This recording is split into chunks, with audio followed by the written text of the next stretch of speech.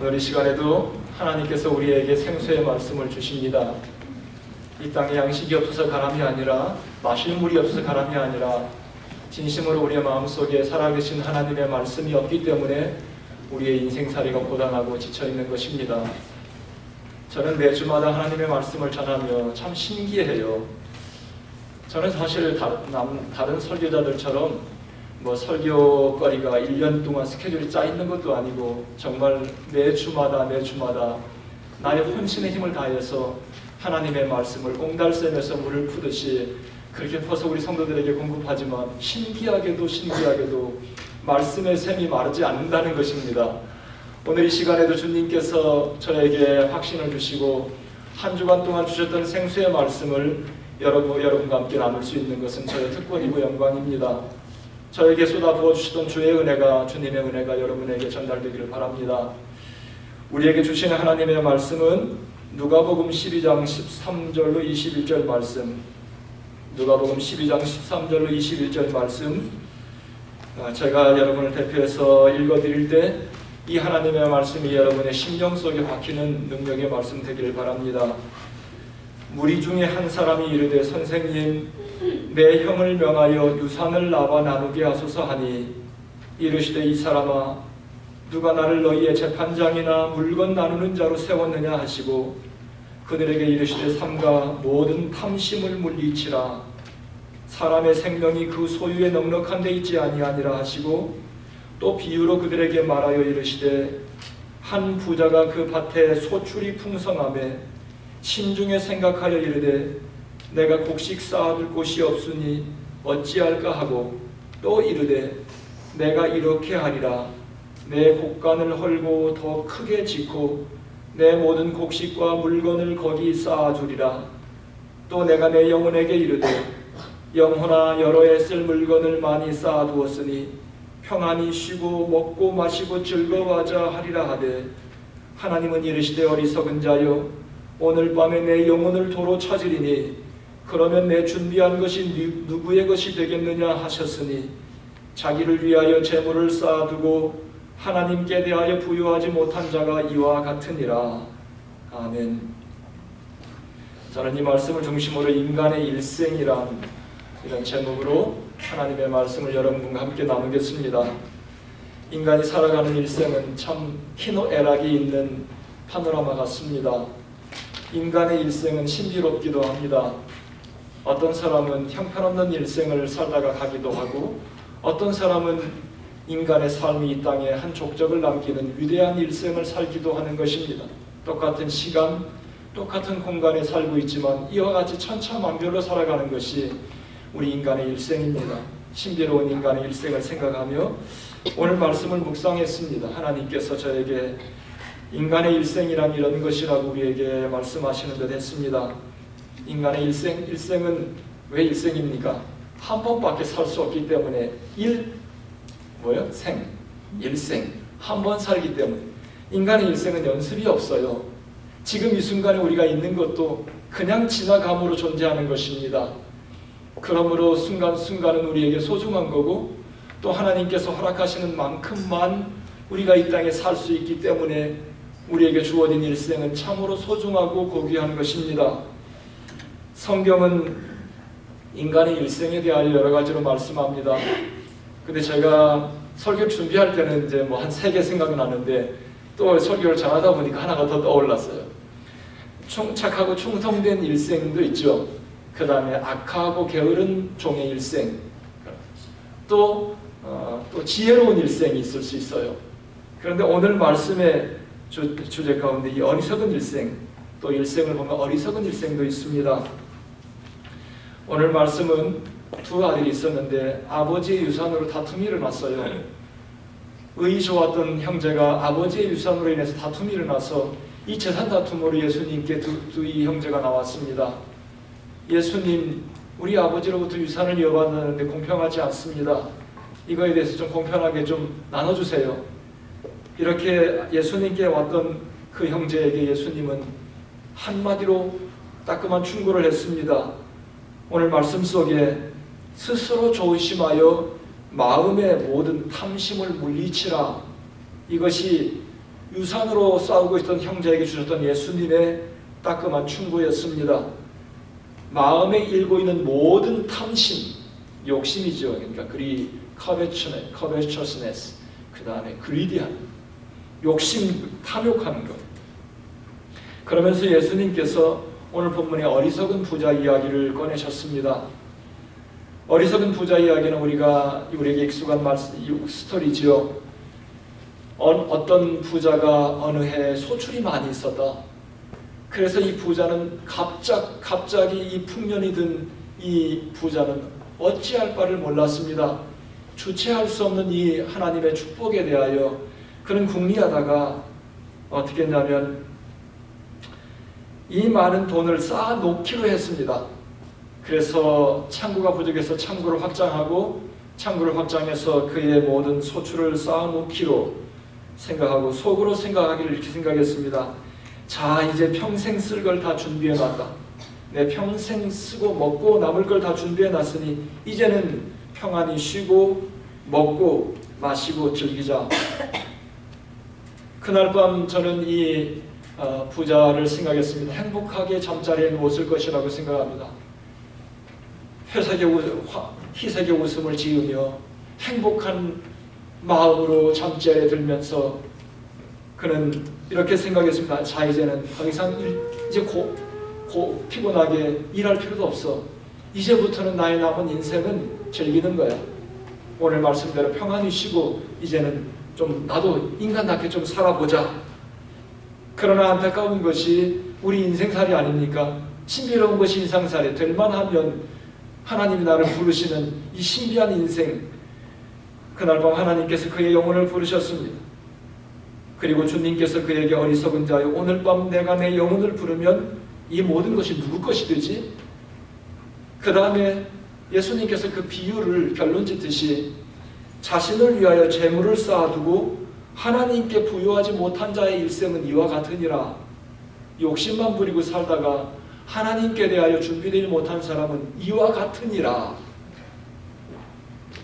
아마 어쩌면 부자는 자기의 일생을 게으르게 살지 않았을 것입니다. 자신의 장래를 철저하게 준비하며 열심히 살았던 부자 같습니다. 사람 같습니다. 그러나 하나님께 대하여는 부여하지 못한 사람이라고 예수님은 그의 삶을 한마디로 정리했습니다. 예수님은 그의 일생을 어리석은 일생이라 이렇게 그의 일생을 한마디로 요약했습니다. 저는 이 어리석은 일생, 부자의 일생을 묵상하며 그의 삶은 세 가지로 병들어 있음을 깨달았습니다. 오늘 이 시간에 부자의 일생, 부자의 생각을, 부자의 삶을 정리하며 오늘 우리의 삶을 돌아보고 우리는 다시 그런 삶을 리피트하지 않는 어리석은 일생이 되지 않는 복된 일생으로 나아가는 우리 모두가 되기를 바랍니다. 무엇보다도 어리석은 부자는 그의 세계관이 병들어 있었습니다. 어리석은 부자, 세계관이 문제라. 세계관. 여러분, 본문에 등장하는 어리석은 부자는 지극히 현세 중심적인 내 세계관의 사람이었습니다. 사람의 일생을 빚어가는, 사람의 일생을 결정짓는 중요한 세 가지가 있는데 그것이 바로 세계관이에요. 또 한 가지는 인생관, 또 한 가지는 가치관. 굉장히 어려운 말들 같지요. 세계관, 인생관, 가치관, 그러니까 굉장한 학자들이나 이해하는 말 같은데요. 사실 가만히 생각해 보면 배움이 없었던 우리 부모님이나 우리 조상들도 다 세계관이 있었고 나름대로 가치관이 있었고 나름대로 인생관이 있었습니다. 오늘 이 자리에 있는 우리 모두도 배움이 있건 없건 우리 모두는 자기 나름의 세계관이 있어요. 자기 나름의 인생관이 있고 자기 나름의 가치관이 있는 것입니다. 오늘 말씀을 잘 들으면서 우리는 우리의 세계관과 가치관과 인생관을 다시 세워서 후회 없는 인생, 보람 있는 인생, 자랑스러운 일생, 한마디로 예수님께서 우리의 삶을 요약하면서 너 어리석은 인생 살았구나 이런 말은 듣지 말아야 되지 않습니까? 세계관은 세상을 바라보는 눈입니다. 이 세상이 어떻게 시작되었고 어떻게 돌아가고 있는지 배움이 있건 없건 우리 모두는 자기 나름의 생각이 있습니다. 이것이 바로 세상을 바라보는 눈이에요. 제가 세상을 바라보는 눈이 있고 여러분 각 사람이 바라보는 우리가 살아가는 우리의 세상, 이 세상이 삼라만상이 돌아가는 세상, 이 세상을 바라보는 눈이 우리 모두에게 있습니다. 인생과는 사람이 어떻게 태어나서 어떻게 살다가 죽는지 배움이 있건 없건 우리 모두는 자기 인생을 바라보는 눈이 있습니다. 이걸 인생관이라 하는 거예요. 가치관은 가치의 기준이에요.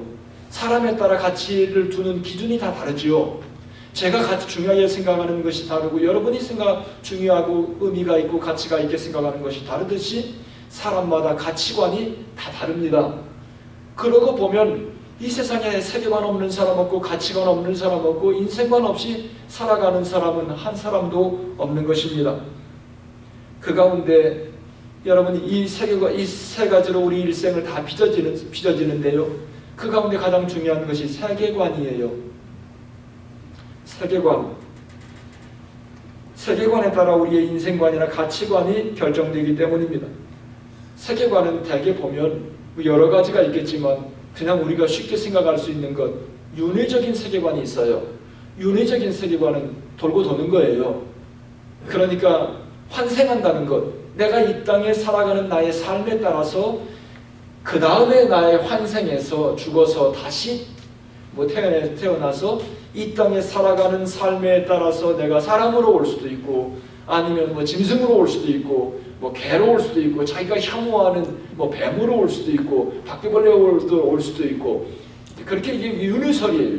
윤회적인 세계관을 갖고 살아가는 사람도 있습니다. 또 어떤 사람은 현세 중심적인 삶을 살아가는 사람입니다. 현세 중심적인 사람은 뭐냐면은 죽으면 끝이라는 거예요. 내가 살아있는 동안에 내 모든 인생의 의미가 있다. 살아있는 것, 살아있는 동안에 의미가 있다. 내 숨이 끊어지면 모든 것이 끝난다. 죽으면 모든 게 끝난다고 생각하는 사람의 이 세계관이 현세 중심적인 세계관. 여러분 가운데 아마 혹시 이런 사람이 있을 수도 있어요. 그렇죠? 세 번째는 대표적인 종말론적인 세계관. 이건 뭐냐면 종말. 이 세상의 모든 역사는 종말, 마지막을 향해서 달려가고 있다. 마지막을 향해서 흘러갈 뿐만 아니라 천지를 창조하신 하나님의 창조에 의해서 시작되었고 창조된 하나님의 시작된 하나님의 창조의 세계는 하나님의 마지막 심판을 향해서 달려가고 있다. 하나님의 심판 앞에 나아가야 되고 그 다음에 그 이후에 하나님의 영원한 세계가 이것이 펼쳐질 것이다. 이것이 성서적인 세계관입니다. 하나님의 말씀으로 자기의 세계관을 세워나가는 사람은 종말론적인 세계관을 가지고 마지막 하나님 앞에 내 인생의 모든 것은 계산할 날이 있다고 그렇게 확신하고 살아가는 것이 종말론적인 세계관입니다. 이것이 성서적인 세계관, 하나님의 말씀에 기초한 세계관입니다. 이것은 내세의 세계관이 분명히 영원한 삶의 세계관이 있는 세계관입니다. 오늘 본문에 등장하는 어리석은 부자는 현세 중심적인 세계관을 살고 있었던 사람인 것이 분명합니다. 여기에 그런 세계관에 대해서 말한 건 없어요. 그러나 한 인간의 일생이 살다가 마지막으로 하나님께서 그의 일생을 요약하면서 어리석은 일생이구나. 지극히 현세 중심적인 사고 세계관을 갖고 살았던 본문에 있는 부자입니다. 그는 이 땅에 사는 동안 잘 먹고 잘 살면 된다고 생각했던 사고관이 분명합니다. 오늘 말씀을 보면 그 나머지는 생각하지 않았어요. 하나님의 나라 무슨 소리야? 지옥 필요 없어. 믿음 나에겐 필요 없어. 이 땅에 살면서 내가 잘 먹고 잘 살고 성공하면 끝이지. 이것이 오늘 본문에 있는 부자의 세계관이었습니다. 이 땅에서의 삶은 그는 철저하게 잘 준비했던 것 같습니다. 누가복음 12장 19절 21절에 보면 또 내가 내 영혼에게 이르되 같이 읽어요. 영혼아 여러 해 쓸 물건을 그 다음에 많이 쌓아두었으니 이제는 뭐라고요? 평안히 쉬고 먹고 마시고 즐거워하자 하리라 하되 21절 자기를 위하여 재물을 쌓아두고 같이 읽어요. 하나님께 대하여 부여하지 못한 자가 다 이와 같다. 그는 이 땅의 삶은 철저하게 준비한 것 같아요. 왜냐하면 철저하게 열심히 살지 않으면 이런 거 못하지요. 어떻게 평안히 살고 먹고 마시고 즐기고 그럴 여가가 있겠어요. 죽는 날까지 그냥 뭐 아둥바둥하여 살다가 생을 마치는 사람이 어디 한둘이에요. 그런데 이 사람은 열심히 산 거야. 그리고 하나님께서 어느 날 그의 일생에 이렇게 부어주시니 그의 생각 속에 뭡니까? 이제는 평안히 쉬고 먹고 마시고 즐거워하자. 이 땅에서의 삶은 철저하게 준비했지만 하나님 앞에 설 준비가 안 되었습니다. 뭐 그럴 필요성도 못 느꼈던 사람인 것 같습니다. 그리고 그런 것은 믿지 않았습니다. 그런데 뿐만 아니라 그는 어느 날 인간의 일생은 죽음이 다가온다는 것도 모를 리 없어요. 왜냐하면 뭐 숱하게 많은 사람들이 그 주변에서 죽어가실 거니까. 죽어가는 것이 인간의 일생의 필연적인 사실임을 알고 있음에도 불구하고 그것이 자기의 것이라고는 생각하지 못했던 것 같아요. 그러니 어리석은 일생이라고 하나님께서 말씀하지 않습니까? 그는 어쩌면 행복하게 눈을 감던 그날 밤 하나님께서 그의 영혼을 부르신다고는 꿈에도 생각하지 못했던 것이 어리석은 부자였습니다. 나는 여러분에게 도전하며 여러분의 세계관을 바꾸세요. 혹시 여러분 가운데 인생은 돌고 도는 거야. 환생하면 다른 걸로 나올 수 있어요. 여러분, 성경 말씀에 의하면 인간은 그렇게 하찮은 존재가 아니에요. 인간은 천지를 창조하신 창조주 하나님의 형상을 닮아서 지은 유일한 피조물이에요. 할렐루야. 측량할 수 없는 하나님의 은혜를 담고 측량할 수 없는 하나님의 지혜와 능력을 갖고 누리며 살 수 있도록 우리에게 기회를 주신 하나님의 걸작품이에요. 어떻게 우리가 혐오하는 뱀이나 바퀴벌레나 뭐 이런 것이 될 수 있습니까? 네버 성경은 우리에게 그렇게 말하고 있지 않습니까? 혹시 여러분 가운데 이 땅에 살다가 죽으면 끝이지, 그렇기 때문에 잘 먹고 잘 살면 그것이 끝이야, 형세 중심적인 사고를 갖고 있는 분이 계십니까? 오늘 이 시간에 인생은 그렇게 끝나는 것이 아니라 성경은 분명하게 우리에게 주님께서 불꽃 같은 눈을 뜨고 우리에게 말씀합니다. 하나님 앞에 시작된 일생은 반드시 하나님 앞에서 마친다는, 그리고 하나님께서 그 이후에 영원한 세계를 열어가는 영원한 피조물로 만드신, 영원하신 하나님을 따라서 만든 피조물인 인간은 영원한 피조물이라고 우리에게 말씀합니다. 오늘 이 시간에 여러분, 세상은 열심히 살았지만 하나님 만날 준비를 하지 못한 이 부자 청년같이 살지 마십시오. 우리가 여행을 마치면 집으로 돌아가는 것이 우리 여행의 과정 아닙니까? 성경은 우리가 일생 살아가는 것을 인생의 여정 전이라고 합니다. 여행을 마쳐가는데 돌아갈 집이 없어. 그래서 우리가 세상에 뭐라고 합니까? 구천을 떠든다고 하잖아요. 구천, 갈 데가 없는 거예요. 여러분, 예수 믿는 건 뭐예요? 내가 돌아갈 본향이 있어요. 영원한 내세관, 하나님께서 성경 말씀 속에 가장 많이 말씀하고 있는 게 뭔 줄 아세요? 우리에게는 하나님의 영원한 생명이 있다는 거예요. 여러분의 마음속에 그런 갈망이 없거나 그런 거에 대해서 확신이 없거나 그러면 여러분 마음속에 구원이 없는 겁니다. 오늘 이 시간에 여러분의 영원한 세계관 바꾸세요. 하나님께서 오늘 이 시간 이 부자 청년, 어리석은 부자를 통해 우리에게 도전하고 계신 겁니다. 성경은 죽음으로 끝나지 않는다고 우리에게 분명하게 말씀합니다.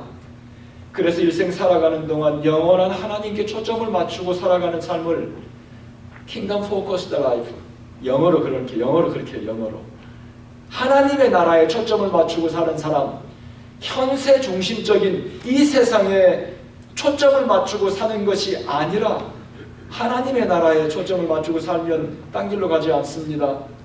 제가 지난 주간에 리더스 다이제스트에서 제 잡지를 또 막 구독하라고 날라왔어요. 프리 이디션.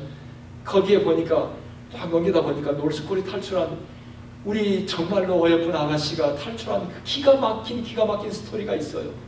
거기에 보면 북에서 강을 건너서 주로 한겨울에 탈출한답니다. 왜냐하면 한겨울에는 중국에서 어떻게 도초 보는 게, 초소 보는 게 좀 소홀히 안 돼요. 추우니까. 그 틈을 가장 추울 때 강을 건너는데요. 모너의 스토리예요. 처절한 삶을 거쳐서 그들이 중국을 거쳐서 제3국을 거쳐서 한국 남한으로 오는데요. 나침판을 거기서 안내해 주는 사람들, 그 일을 위해서 수고하는 우리 형제들이 있어요. 그런데 온갖 일을 많이 경험해요. 그냥 여자로서 못 당할 일도 중국 사람들이 당하기도 하고, 그런데 나침판이 손에 들려있는데요, 사막을 건너면서 나침판을 볼 수 없으면 하늘을 보라. 하늘을 보면 하늘에 제일 밝은 그 별을 보고 가라. 별을 볼 수 없으면 같이 불빛이 보이면 안 되니까 나침판을 보고 방향을 알고 가는 거예요.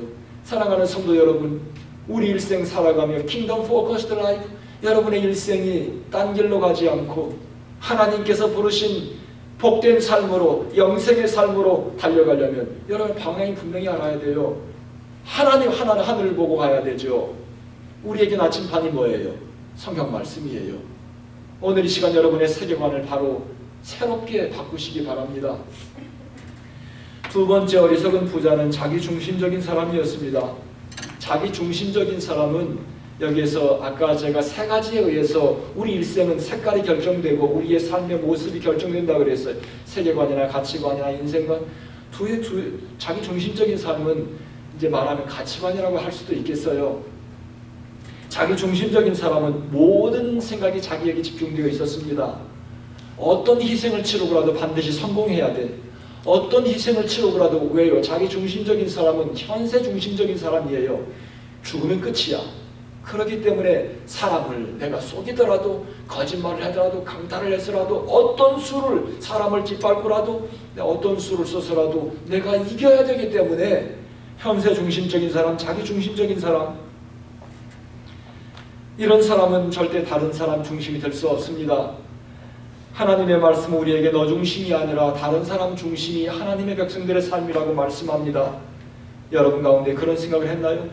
하나님의 말씀을 묵상하고 신앙생활하면서 하나님의 말씀이 그런 걸 말씀하고 있구나. 우리는 그렇게 생각하지 않죠. 하나님의 말씀을 다시 한번 자세히 보세요. 예수님도 그렇게 살지 않았어요. 예수님도 다른 사람을 위해서 살다가 나중에는 뭐예요? 목숨까지도 그냥 줬어요. 나는 이 땅에 살면서 공중에 나는 새도 깃들 곳이 있고 인자는 그러나 머리 둘 곳이 없다. 이것이 예수님의 삶이었고, 하나님의 백성들의 삶은 자기 중심으로 살지 않았습니다. 자기 중심의 사람은 풍요의 날 이웃이 떠오르지 않습니다. 자기 중심의 삶, 현세 중심의 삶을 살고 있는 사람은 하나님께서 쏟아 부어주실 때 하나님이 떠오르지 않습니다. 뭐가 떠오르겠어요? 오늘 누가복음 12장 본문의 16절로 18절에 보면 거기에서 볼 수 있어요. 또 비유로 그들에게 말하여 이르시되 한 부자가 그 밭에 소출이 풍성함에 쏟아졌어요. 대박난 거야. 17절 심중에 생각하여 이르되, 같이 읽어요. 내가 곡식 쌓아둘 곳이 없으니 어찌할까 하고 또 이르되 내가 이렇게 하리라. 내 곡간을 헐고 더 크게 짓고 내 모든 곡식과 물건을 그 다음에 거기 쌓아두리라. 하나님께서 막 쏟아 부어주시는 날, 이 사람의 현세 중심적인 사람, 자기 중심적인 사람의 삶 속에는 떠오르는 생각이 달라요. 뭐예요? 쌓아둘 것밖에 생각이 안 나는 거예요. 이거 어떻게 이걸 갖고 있어야 내가 이게 내 남은 일생이 하나님이라든지 뭐 이웃이라든지 그것도 머리에 떠오르지도 않아요. 현세 중심, 자기 중심적인 사람은, 성경은 우리의 삶 자체가 자신을 위해서 존재하는 것이 아니라 다른 사람을 위해 존재한다고 가르칩니다. 이기주의가 아니라 뭐라고요? 이타주의. Not you but others. 여러분, 이 세상의 빈곤의 문제는 조그만 의식이 있는 사람, 조그만 신앙이 있는 사람이라면 다 생각하는 문제입니다.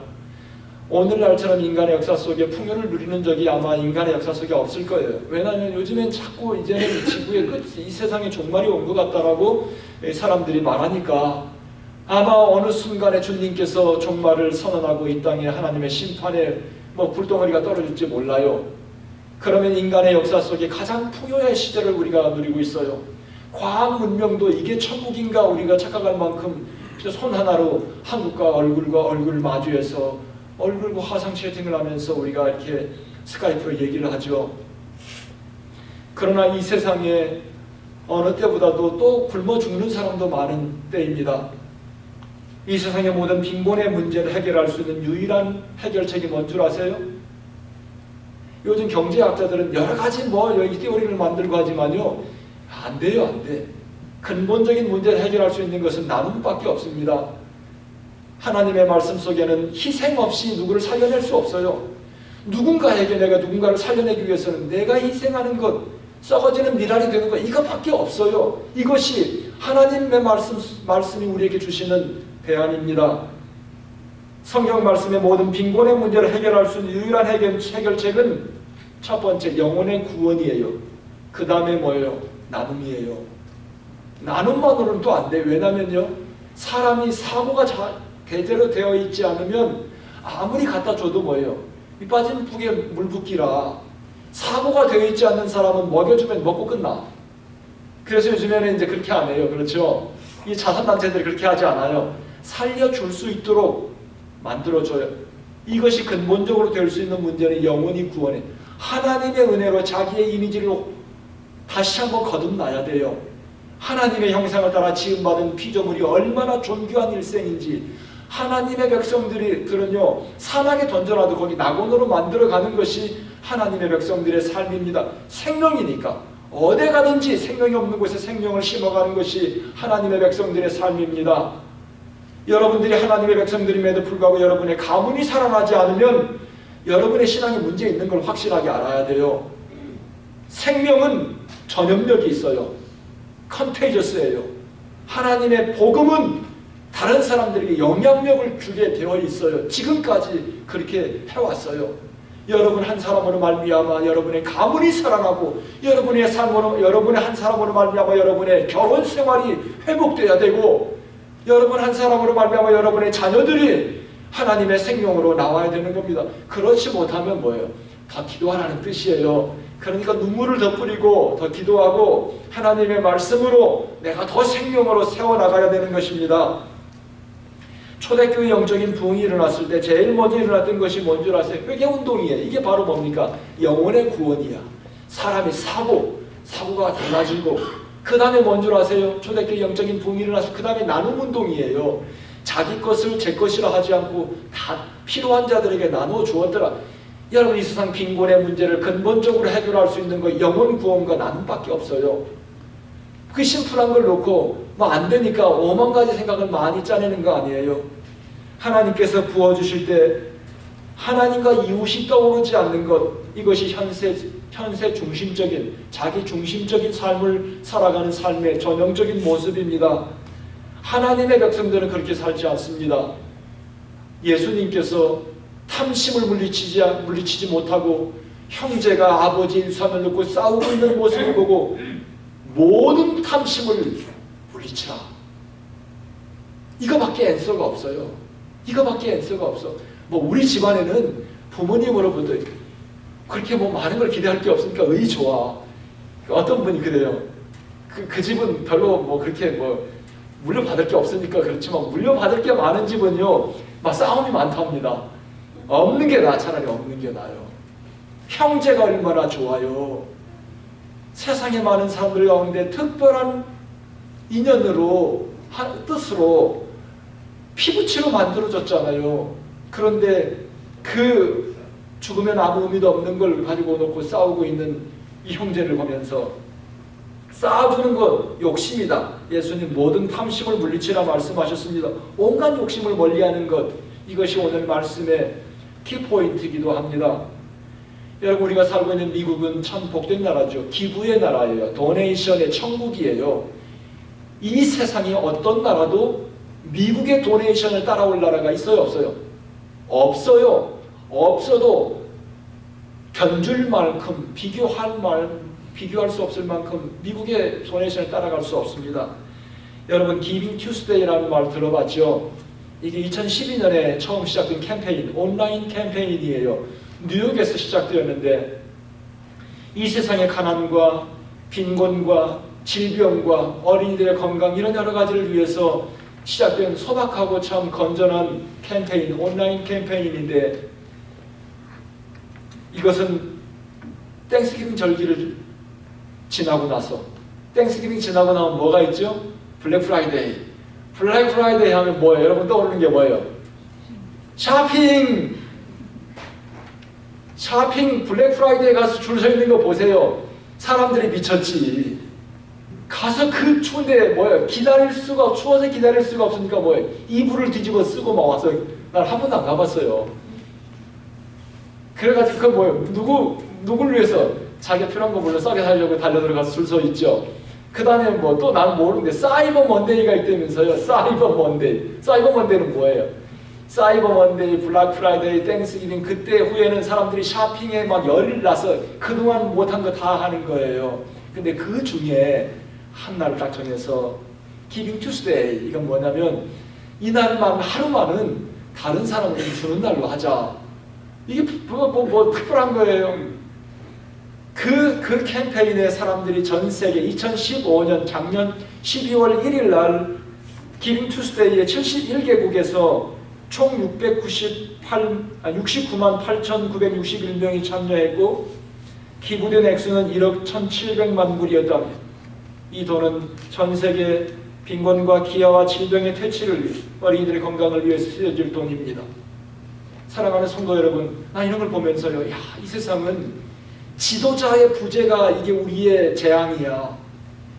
여러분, 이런 아이디어, 이게 굉장한 아이디어예요. 기빙 투스데이 우리가 하루만 좀 다른 사람을 위해 줍시다 하고 한 캠페인, 내 돈을 제발 갖다 쓰라고 하는 사람들이 기다렸다는 듯이 돈을 이렇게 수억 불이 나오고 있으니 이 세상은 지도자의 부재의 시대 재앙이야 이게요. 온갖 뿐만 아니라 여러분 2014년 미국에서 한 해 동안 모아 이것은 기빙 투스데이가 아니라 아까 기빙 투스데이는 전 세계에서 온라인으로 모아진 액수예요. 하루 동안. 그런데 2014년 미국에서 모아진 나누기 위해서 한 해 동안 모아진 기부금의 총액은 3,583억 달러. 이게 비교하면 이거 조사한 사람이 한국의 1년 예산보다 더 많답니다. 한국의 1년 예산이 3,320억 달러랍니다. 그런데 한 해 동안 미국에서 기부금으로 모아진 액수의 총액이 3,583억 달러. 그 전년도 2013년에 거둬진 기부금의 총액이 3,399억 달러. 매년마다 3천억 달러 이상의 기부금이 미국 한 나라에서 나오고 있는 겁니다. 더 놀라운 건 뭔 줄 아세요? 돈 많은 기업가들이 기업을 도네이션을 미국은 기업가들이 많이 해요. 맞아요. 하지만 저에게 감동이 된 거는 저를 우리를 놀라게 하는 것은 이 기부금의 3천억 달러가 넘는 돈의 기부금의 70% 이상이 누가요? 개인이 한 거라는 거예요. 바로 여러분과 저 같은 사람들이, 평범한 사람들이. 이게 바로 기부의 천국이 미국이라. 미국은 복받을 나라예요. 제가 미국에 사니까 사대주의라고요. 천만의 말씀. 나는 성서적인 세계관으로 딱 돼 있잖아요. 주는 자가 뭐라 그랬어요? 주는 자가 더 복이 있다. 미국만큼 주는 나라 없어. 그러니까 미국이 복받아요. 요즘에요 미국에서 난 경제적으로 잘 모르겠는데요. 어딘가 읽어보니까 셰일가스라고 SHALE 셰일가스가 나와서 지금 요즘 가스값이 툭툭 떨어지나요. 셰일가스 때문에 그렇답니다. 미국에서 셰일가스가 엄청나게 많이 있대요. 그래서 이거는 미국의 이거 굉장한 사건이랍니다. 나는 그게 뭔지 잘 모르겠지만 하나님께서 전 세계에 비난받는 일도 있긴 하지만 도네이션하고 이렇게 주는데 앞장서는 나라가 미국이라 더 많이 주라고 하나님께서 이렇게 부어주시는구나 이런 생각을 하게 되었습니다.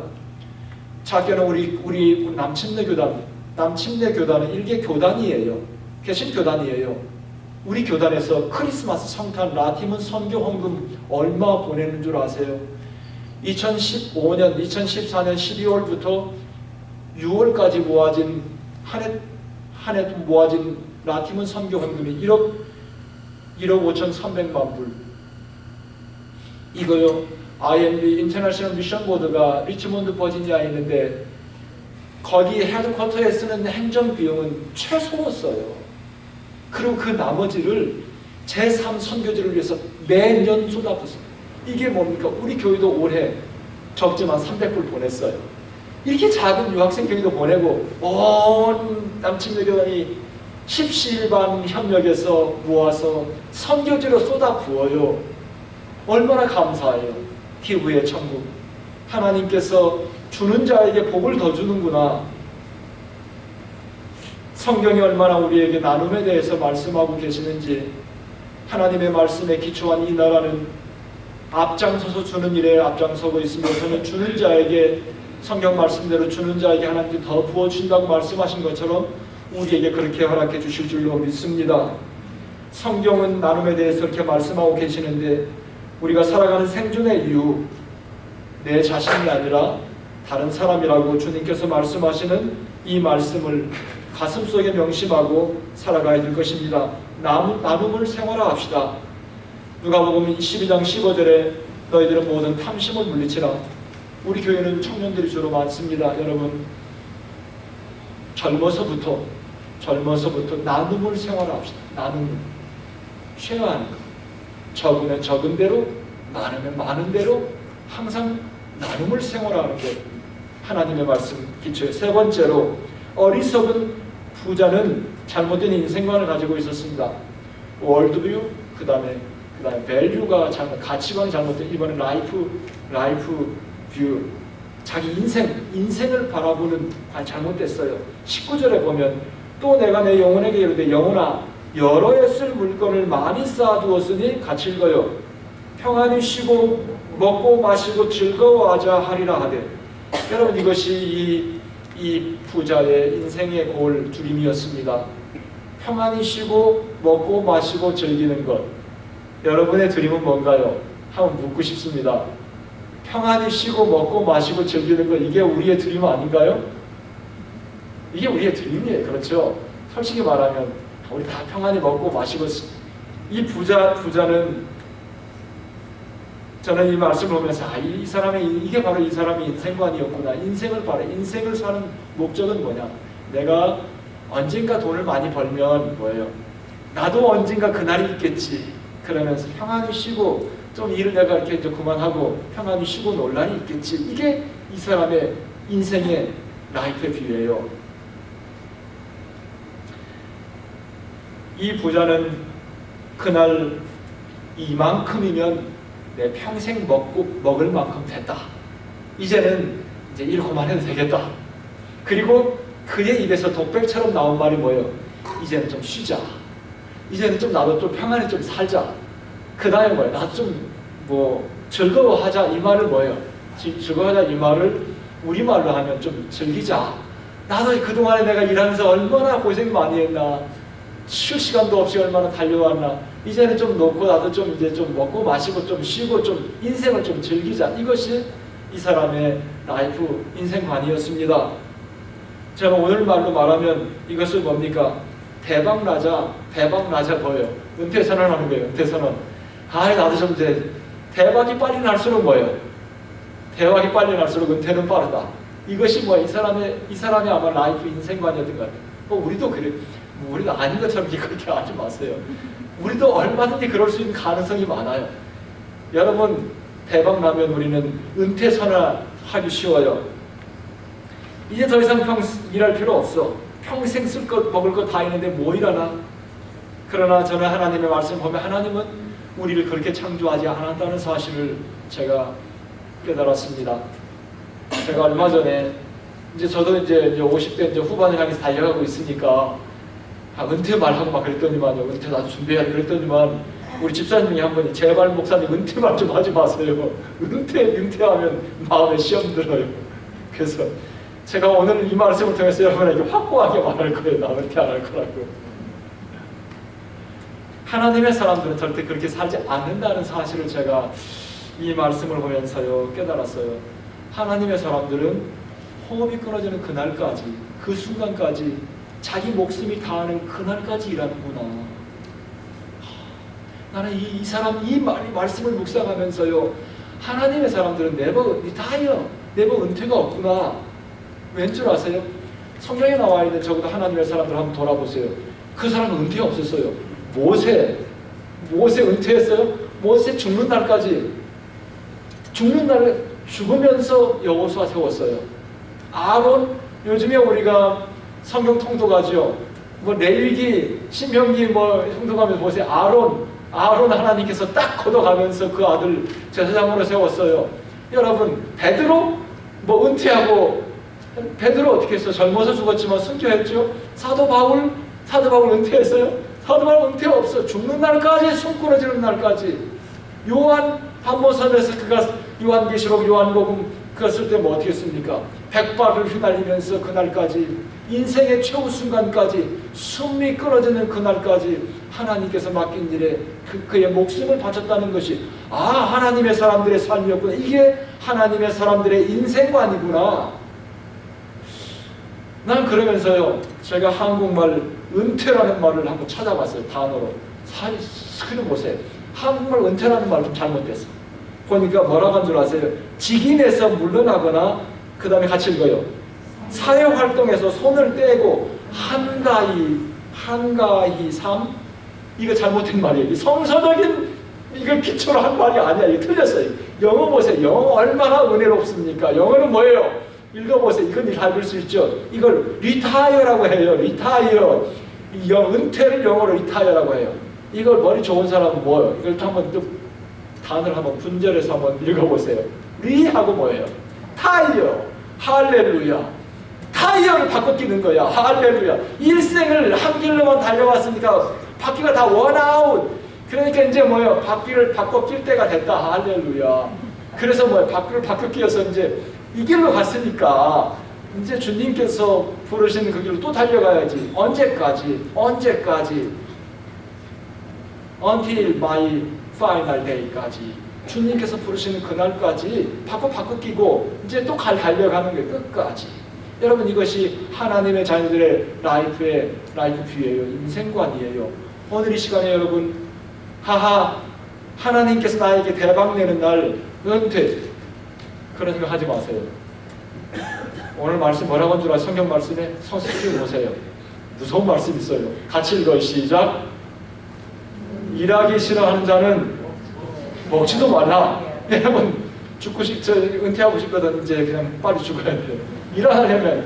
그러니까 여러분, 살면서 내 조금 이제 논문 몇 개 대박 나면 조금만 하다가 나도 이제 뭐 은퇴, 그런 생각 하지 마세요.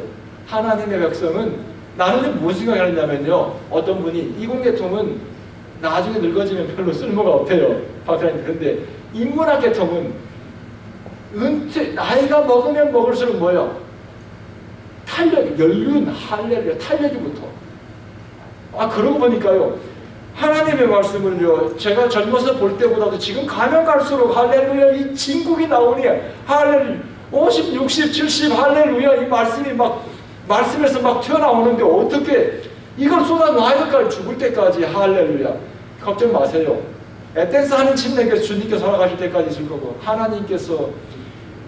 하나님의 말씀이 탄력이 붙을 걸 생각하니까 내 가슴이 벌써부터 뛰는 거예요. 리타이어. 네버 은퇴는 없어. 리타이어. 할렐루야. 여러분도 오늘부터, 사랑하는 성도 여러분, 우리 인생의 색깔, 내 삶의 색깔을 결정하는 것은 세 가지예요. 이 사람은 뭐예요? 어리석은 인생. 하나님께서 너 일생 어리석었구나.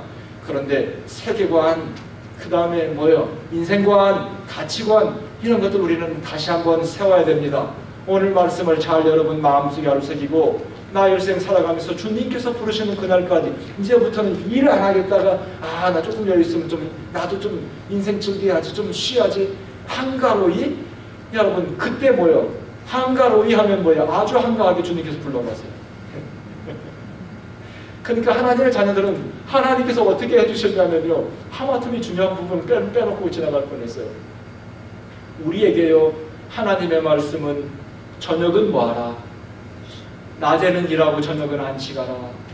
그 다음에 엿새 동안 일하고 하루는 뭐라, 안식하라. 그때 뭐하라고요? 그때 마음껏 주님 안에서 마음껏 누리는 거예요. 마음껏 주님께서 나에게 부어주신 것을 매일매일 같이. 그래서 요즘 목사님들이요, 7년에 한 번씩 은퇴 안식년 안 해요. 그게 지혜롭지 않아요. 교회에 어려움이 많아요. 그러니까 뭐예요? 나눠서 하니까 그게 진정으로 목표에 도움이 되는 안식이 될 수 있는 거야. 교회를 더 건강하게 할 수 있어. 하루 열심히 일하고 저녁에 안식하고, 일주일 일하고 하루 안식하고, 성경의 말씀대로 7년 하고 1년 안식하고, 50년 일하고 1년 안식하고. 그러므로 우리에게는 뭐예요? 평생 달려갈 수 있는 에너지가 계속 우리에게는 있는 거예요. 그냥 쉬지 않고, 주일날이고 저녁이고 저녁에 쉬지 않고 밤새도록 있으면 뭐예요? 메스터이라고. 메스터. 그런 사람 빨리 죽어. 저녁에 야행성인 사람 치고 병 없는 사람 제가 못 봤어요. 야행성인 분들은 빨리 죽습니다. 절대 그렇게 하지 마세요. 저녁에는 뭐예요? 하나님께서 지으실 때 낮에는 일하고 저녁에는 뭐 하라고요? 저녁에는 자라고. 낮에는 부지런히 집중해서 일하고, 그 다음에 저녁에는 자고. 그래야 이게 사람의 사이클이 되어 있어요. 그러니까 오늘부터는 하나님께서 내가 평생 나는 일한다. 하나님의 영광, 하나님께서 맡겨주신 일, 여러분 복된 삶이 되시기를 주님의 이름으로 축원합니다. 기도하겠습니다.